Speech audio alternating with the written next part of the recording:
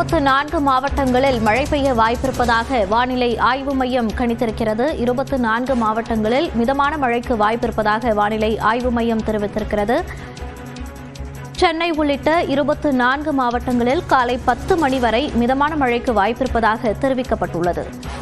வடகிழக்கு பருவமழை தொடங்கியதிலிருந்து பல்வேறு மாவட்டங்களில் பரவலாக கனமழையானது பெய்து வருகிறது. அதையொட்டி சென்னை, திருவள்ளூர், காஞ்சிபுரம், செங்கல்பட்டு, விழுப்புரம், கடலூர், மயிலாடுதுறை, திருவண்ணாமலை ஆகிய மாவட்டங்களில் காலை 10 மணி வரை மிதமான மழைக்கு வாய்ப்பிருப்பதாக வானிலை ஆய்வு மையம் தெரிவித்துள்ளது.